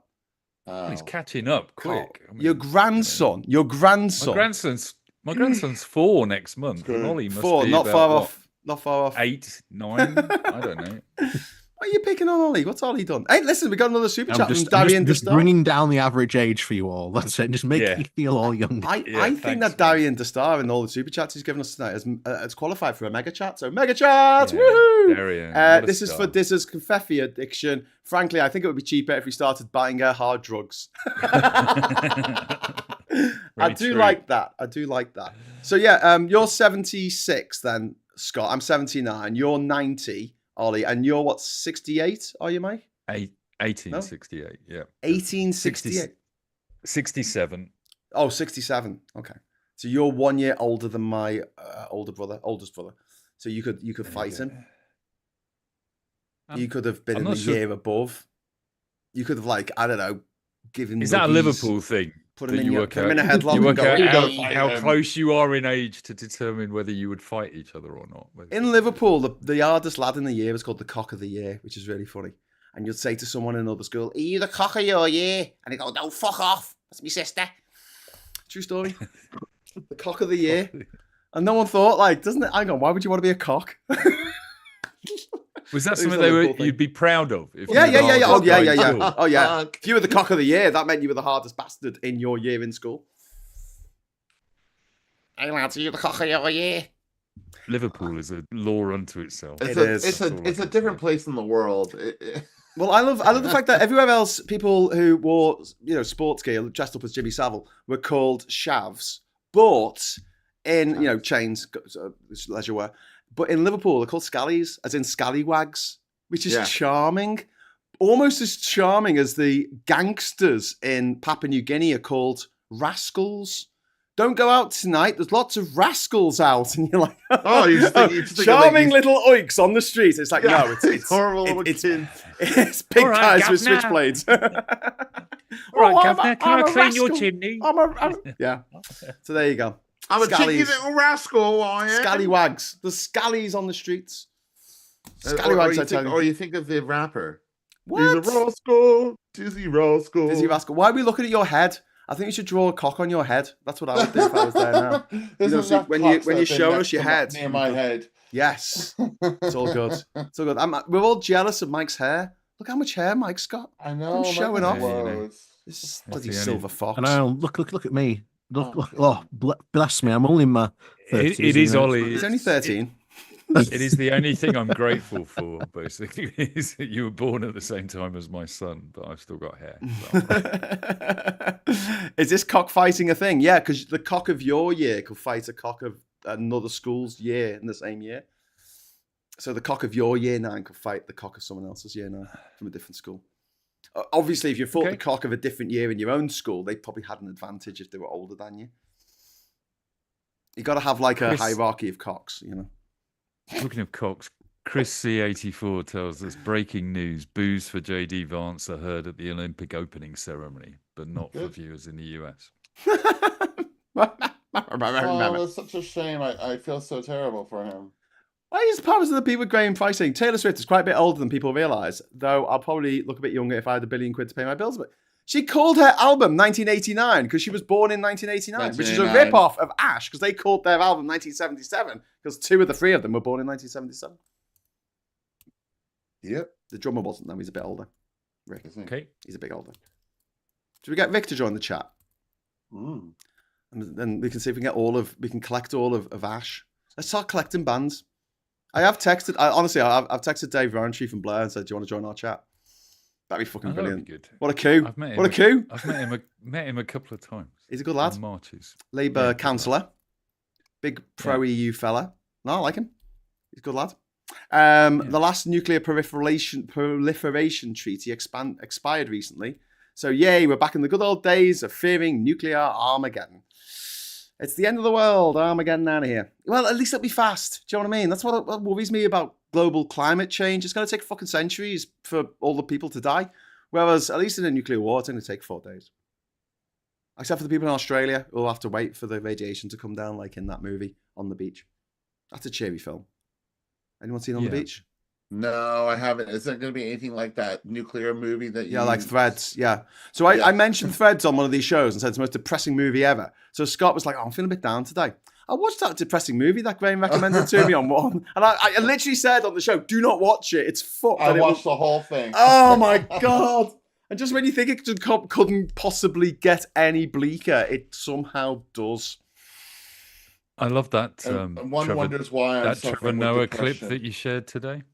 Which one? About the Was it you? Was it you shared it? Where he's talking about horror films. horror films? It's like can't you just stay quiet for like 30 seconds while the killer's in the house? And you're laughing at all these films. And then he said, and then COVID came along, and we were like, I've got to get out. I've got to get out of the house.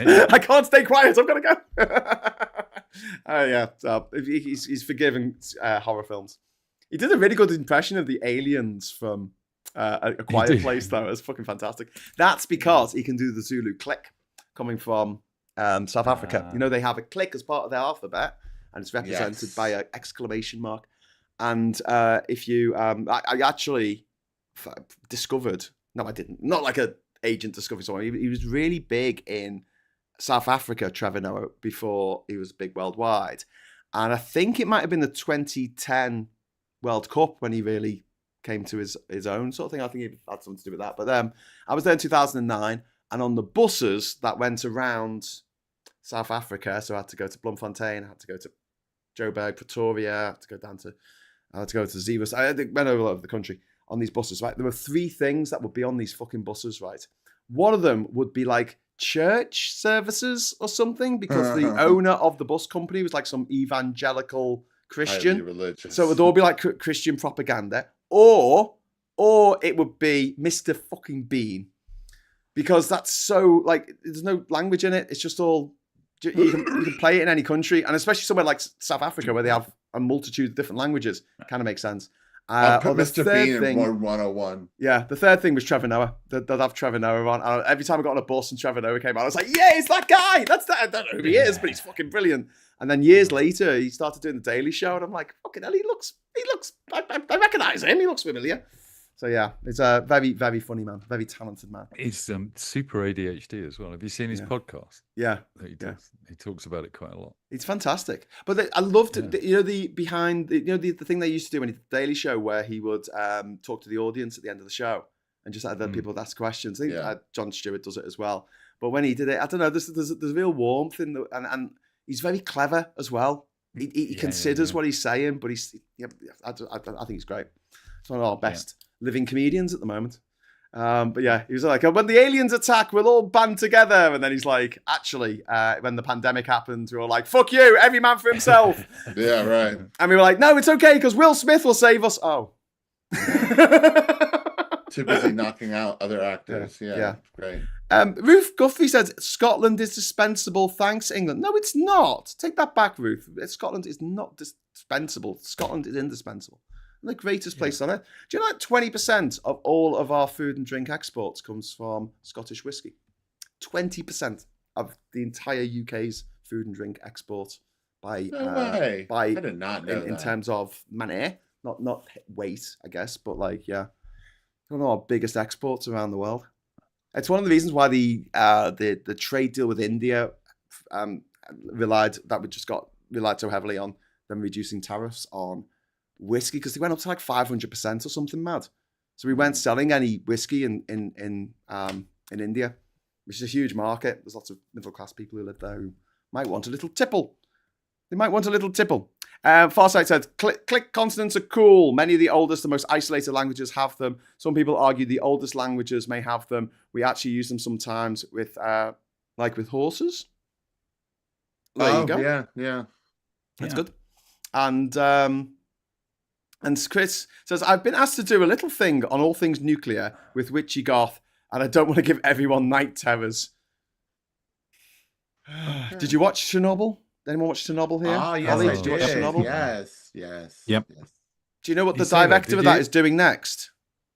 No. He's doing a film about sheep that can talk who solve crimes.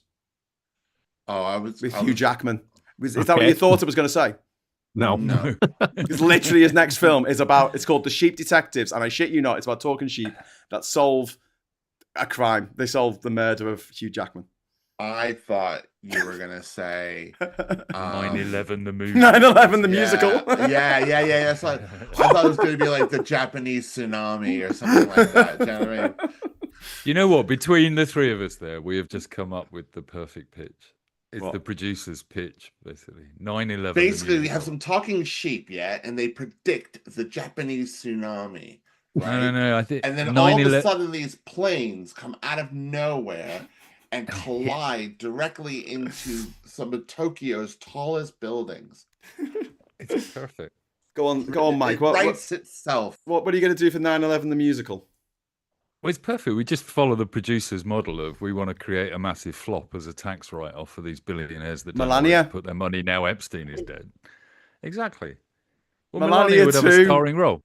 Melania we Harder. Melania absolutely need 2, to- Electric Boogaloo. We should cast her in Melania it. 2, The Revenge. We'll cast her as a Osama bin Laden. It's perfect. Dude, where's my Melania? That's Just should to be, get the it'd money. be a cameo. She would be the cameo. Yeah, It's a that's good the day right to idea. Melania Hard. Yeah. Did you see? Talking of that, did you see Mark Commode's review of? No, it came up on YouTube as I was putting the bloody, when I do the blurb for this, and it came up, and I went, "Oh, I've got to watch that." And then because It is an awesome. I takedown of- think we mean, should I'm all not go trying to be away and funny. watch that How and come back in a bad couple of is minutes. it? It's meant to be absolutely diabolically bad What? Why? How? Like, because it's how- directed by a sex offender. It's about a sex offender's wife, and she just walks around speaking bad English like a baby. She's lived in America for 30 fucking years. She can learn fucking English, because especially when her husband's going around murdering people on the streets. It's about family. Everything is joyful in the unity of family. She talks about her is that- is emotion, that but how- with is no that how emotion. she's talking in it. Yeah. Yeah, she does the Okay. voiceover for it as well. Yes. Not a very good director. He couldn't convince her. Should we get Who's the somebody that speaks director? English to do Brett this? Ratner, he was one of the people who lost his job in because of the repercussions of the Me Too movement. With 5 women and came guess forward what? and accused him of pretty, really grim things. There are photos of him in the new release of the Epstein There files are that came indeed. out on the same day as the movie. Do you know what? I've Basically, you can- always hated him. I've always hated him because he's a fucking hack director. I think he directed the 3rd of the Silence of the Lambs movies. Oh no, like that's the 4th really. When they remade Red Dragon, I think that was Brett Ratner. He's just shit. He's just one of those directors. Like if there was no one talented on the list and he just fucking needs to get the director. film made, you got Brett Ratner in. It's just fucking hack. Hate him. No artistic value at all. Just Well, no Shite. spoilers, but Commode's takedown isn't just about the movie. It is literally he does his normal kind of review where he's going.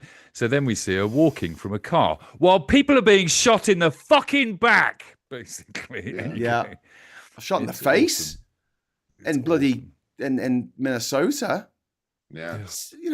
Woman shot just like, and everyone's just like, oh, that was a few weeks ago now, I've forgotten about it.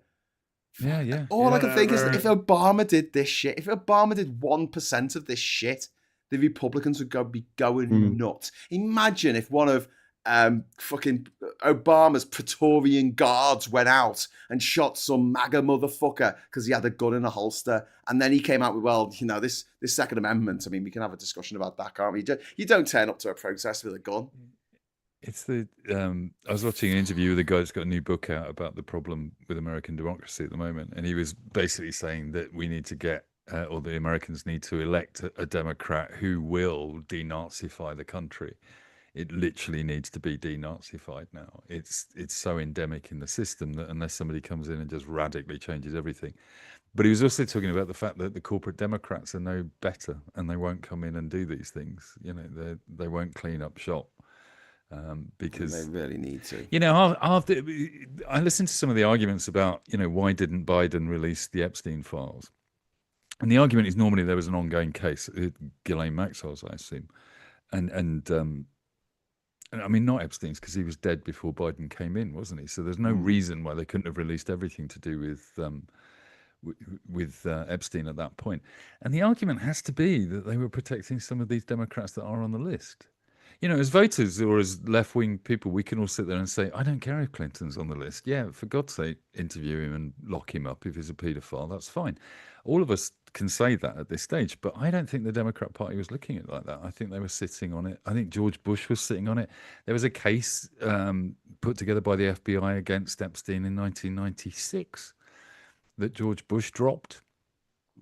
Just dropped it completely, basically got his DOJ to drop it. So the guy, all of these victims could have been prevented for the last 30 years by the government doing something about it, and they didn't. Yeah. Successive governments Biden did continued nothing on about loads it. of Trump's policies. He just fucking continued them on like nothing happened. And you can only he imagine left on that there loads is of tariffs.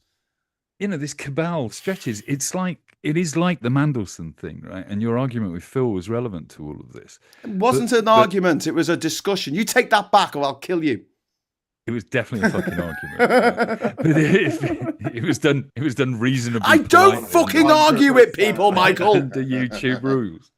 What you need to understand, Graham, is you're wrong, and I'm going to explain why. You're wrong and you smell. Go on, tell us why I'm wrong, mate. The point with the Mandelson thing is that the only real argument for it is that I think, Phil will hate me if I'm summarizing this wrong, but the argument is that he was the one that would have the most influence over Trump, and that saved a load of jobs in Wales because we didn't get super tariffed or whatever. But it's not a good moral argument to say we accept the fact that a friend of a pedo who's lied repeatedly in public office and been sacked for it repeatedly, it's okay to use that guy because he's best friends with a pedo's best friend. It's just not acceptable, and Mandelson has been accepted in the Labour Party for far too long, just far too long. The nickname was the Prince of Darkness. Yeah, yeah. And the problem is, Dark Lord. and this is to an extent, this is Phil's argument, and you could say that this is true as well. That his influence over McSweeney, and therefore Keir Starmer, is what got them elected. It turned them into an electable party.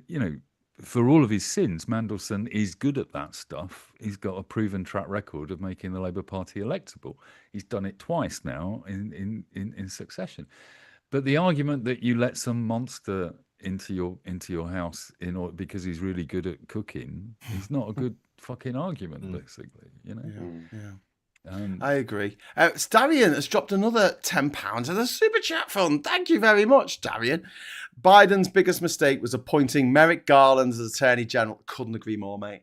Garland is a Republican. He slow walked every investigation into GOP illegality until they got Trump back into the White House so he could just pardon himself and all of the rioters and all the corruption. I mean, there were dozens of court cases coming in against Musk's companies and against Facebook and against Google, and all these fucking companies were all getting fucking sued by the government for breaching all kinds of fucking regulations and all this kind of insider dealing and all this kind of stuff, and it all went away because they paid for Trump to get back in. And these they need to be taken down. One of the things I'm most excited about over the next couple of years is us getting our own fucking versions of this, of YouTube, of Google, of Facebook, of fucking Twitter, whatever the fuck it's called these days. Shitter. I want our own version. Thanks very much, Darian. That's a very good point, and I concur. There's I was reading an article in The Guardian today about it followed up on a bunch of 16-year-olds in Australia 4 or 5 months after the ban on under 16s using social media. And it was interesting that there is a cultural shift going on amongst those teenagers that they talk to, and they're shifting to other platforms, but they're being much more selective about the platforms that they use, and they are starting to use Australian platforms to talk to each other as well. So there is an argument that, I think that's a whole nother debate. Basically, I know people on both sides of that argument that a complete ban on under 16s is not actually the best solution. To this. I don't think it's the best solution, but I think it's a solution. It's kind of a start, but you need to to go.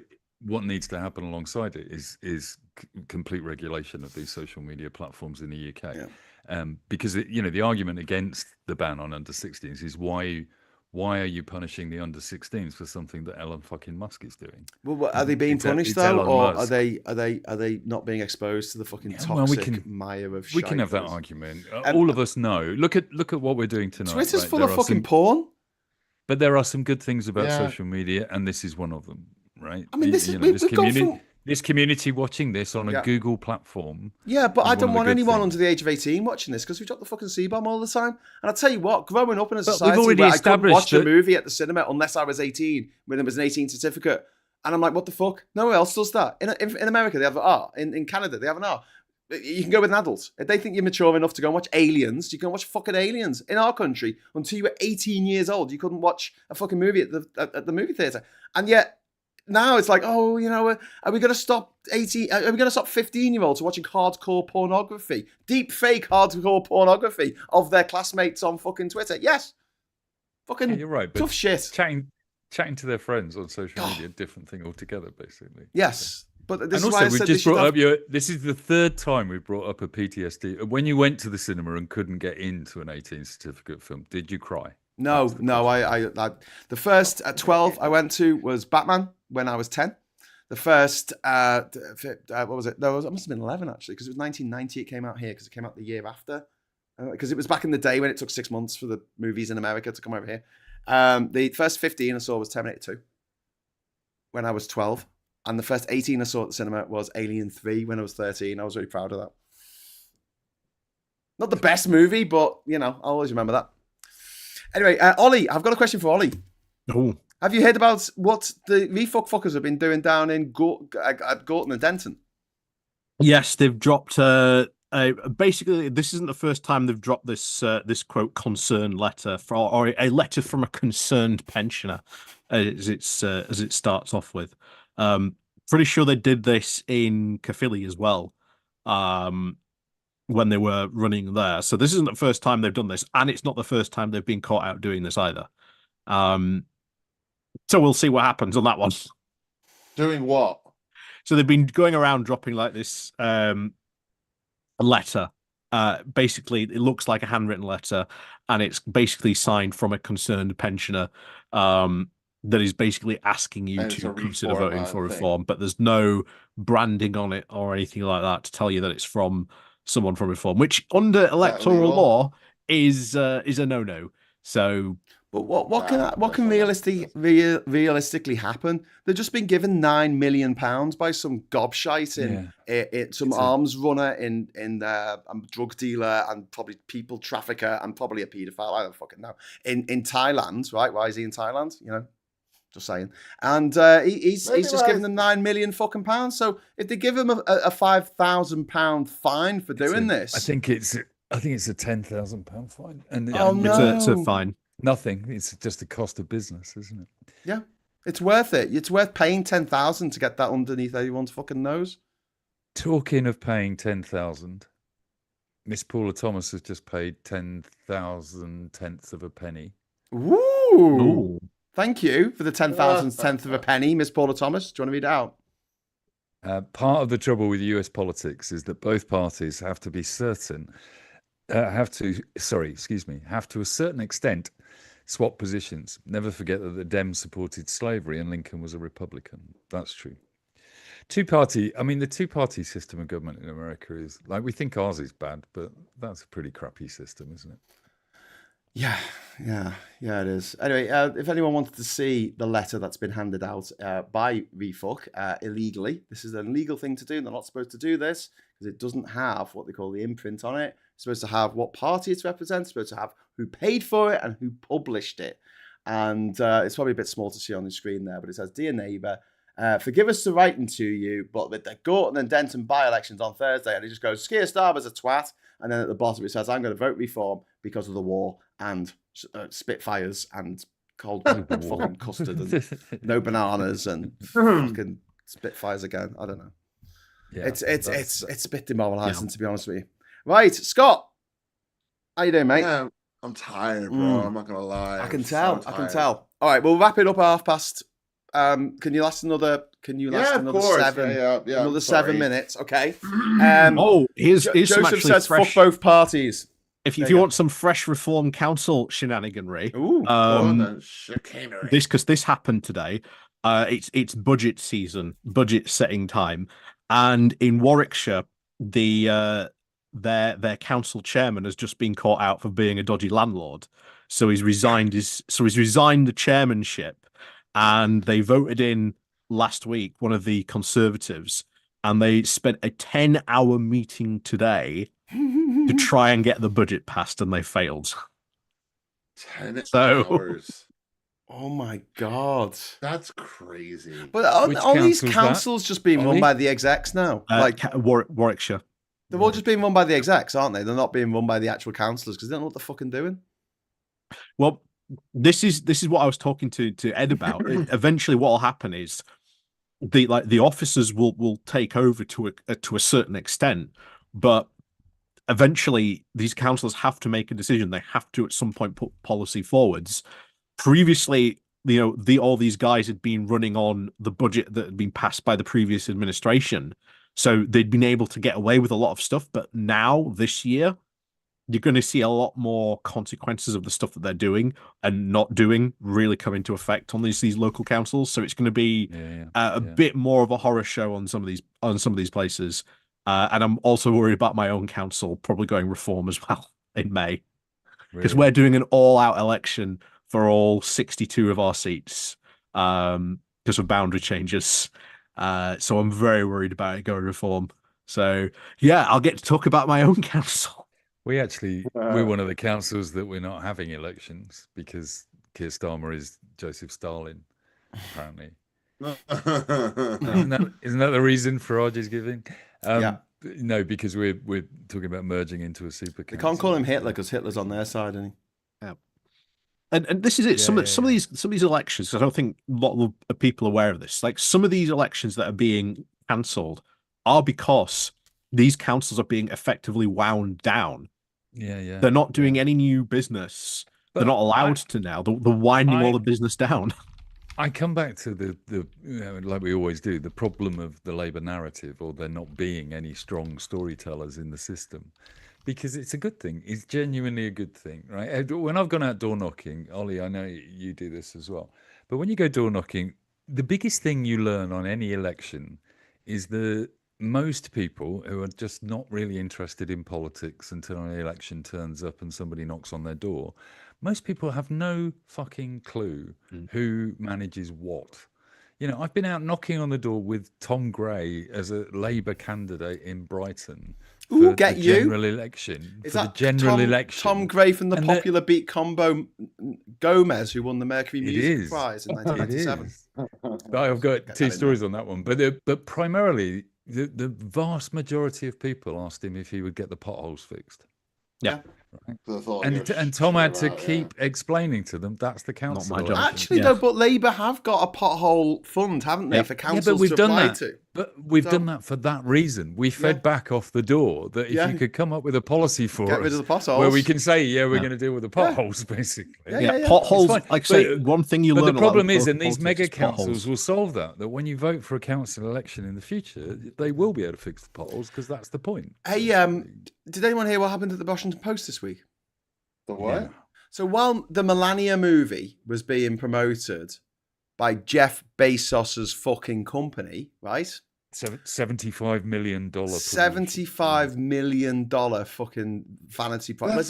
Vanity project for the gobshite woman and her gobshite husband, currying favour, gifts for the king. By the way, this Melania film is the first of a projected trilogy, or maybe even 4 films. Like the Beatles movies that are coming out. But on Monday, I think it was, the Washington Post. No, it wasn't even Monday. It was the 4th, so that would have been Wednesday. On Wednesday, the Washington Post told a third of its staff it was being laid off. Yeah, including 300 journalists, including their Ukraine war correspondent. Yeah, who had tweeted 5 minutes before, the electricity's gone off. I'm running off the car battery from an Uber or something, basically, to get my story posted because news waits for nobody. And then 5 minutes later, she was sacked. And the email that sacked her said, we won't be paying for you to return from Ukraine. Make your own way home. Yep. Fucking It's absolutely insane that they've done Jeff that. Especially Bezos like to a is the war fucking correspondent. Jeff Bezos is fucking scum. I don't understand how you've done that to like someone who's literally reporting on a war. And it's just like, okay, there you go. We're firing you. Like, honestly, him and his fucking mate Musk, right? I can't say what I want to happen. Let's just say Challenger. Can I say Challenger? I get away with that, can't I? I hate to bring it up, but Challenger. As I mentioned to Wayne earlier, King Charles was in Essex today doing a walkabout, but he was actually out to promote his new film, which is on Amazon. Yes. Talking of bribes, basically, there's a new documentary on Amazon that he's been paid to go out there and promote as well. Cool. In the middle of, you know, his family is in the middle of this international cabal of paedophiles running the world story, and he decides to go out and promote his documentary. Do you know what the scary thing is? Right, all the QAnon motherfuckers are very quiet now, aren't they? But they were right. Yeah. There was a shadowy cabal of fucking paedophiles running everything. It just happened to be it was their favorite people. It wasn't the people they didn't like. It was the people they did like. And now they're all quiet. They've got to work out their party line on it. Yep. They're crying in their mum's basement. The mum comes like, "Are you all right, love?" And they say, "No, I was right. I didn't want to be right." The problem, and again, this is Bannon's attitude to how you do this, releasing 3 million documents with a terribly unsearchable database to be able to find them, lots of repetitions and huge amounts of redactions. Most of those stories have not come out. You know, there's still stories hidden in those papers that we're not going to find because people are plowing through them and using AI bots to go through them and try and find things. There's a lot, you know, the biggest problem is that Epstein was blatantly dyslexic. So half the time, I saw one today that had a redaction, and I can't remember the exact sentence, but I think it was a fairly innocuous email, but it basically said, I redacted, think my body could take playing polo again, right? So it redacted the word don't, right? But because Epstein doesn't use apostrophes in anything, it actually spelled D-O-N-T, Don T. So it had been redacted because they'd gone looking for the word Don T, Don, Donald.